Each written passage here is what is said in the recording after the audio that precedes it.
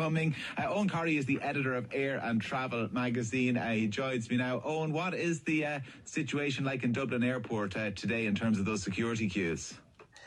As it has been all week, quite up and down, quite unpredictable. It's 15 minutes and 10 minutes at the moment for the queues, the security queues, which is fine. It actually wouldn't be fine back in 2019 when 20 minutes was something that caused the internal alarms to go off in Dublin Airport. But by the standards of today, it's great because it was an hour earlier today. And as we know, it's been that way all week. Monday, Tuesday, not so bad. Wednesday, Thursday. And the real issue is it's a problem that doesn't have an easy fix, and we've got more coming down the track. And is there any pattern to those peaks and troughs, Eoghan? Okay, there is a pattern to the traffic through the airport.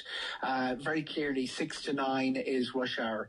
Now, what happened last weekend and why it became an issue last weekend is that the summer schedule flights, which are considerably more, up to 3 times the number of the frequencies that the winter schedule would have had, kicked in. It kicked in at the time of a perfect storm. Dublin Air, well publicised at this stage by Dublin Airport, put out a statement last Sunday saying 1,000 people left during the pandemic. January the 1st, new security regulations came through.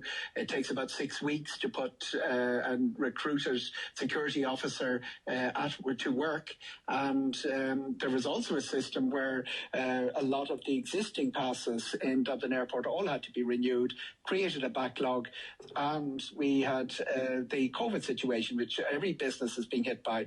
So summer schedules last weekend, and the queues hit the national headlines.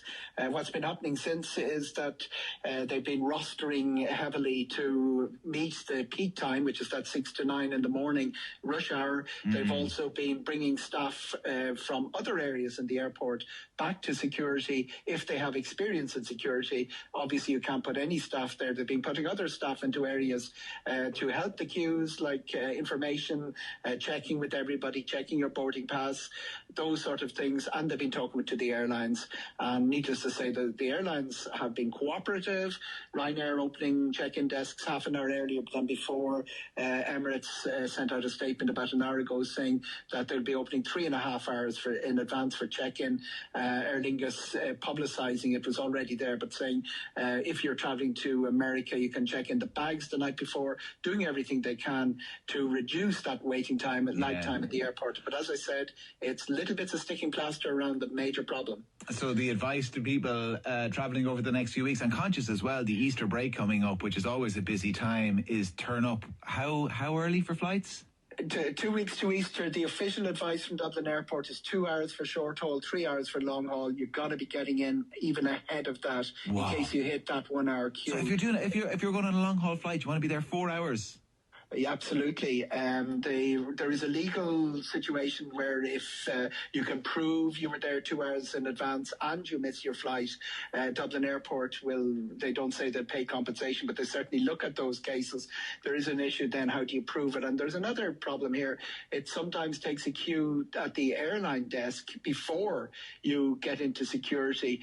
Obviously, people can check online and do the automatic bag drop, but if you've got a passport from outside an EU country, you will have to go to the check-in desk. There's a lot of people who don't have the option of arriving in the airport with their carry-on bag and going straight to security. And this is a problem, as you say, given how long it takes to train in staff, 6 weeks before you can put them on the front line. It's not going to get better anytime soon, is it? Not going to get better. And, the COVID situation is not to be ignored here as well, because the contact, obviously they're talking about shortening the length of time of isolation, but that's something that you can roster away to meet your peaks and your valleys.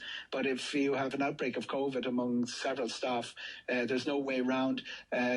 Dalton Phillips yesterday at the conference, in the aviation conference in Brussels that I was at, was talking about the shared problem of airports across Europe of recruiting staff for security in the wake of a situation where Dublin Airport is not alone in reducing staff numbers. And this problem has pops up daily in about half a dozen airports across Europe. Manchester is a very good example. Eoghan Corry, editor of Air and Travel magazine. Eoghan, thanks a million for joining us. Great pleasure. You can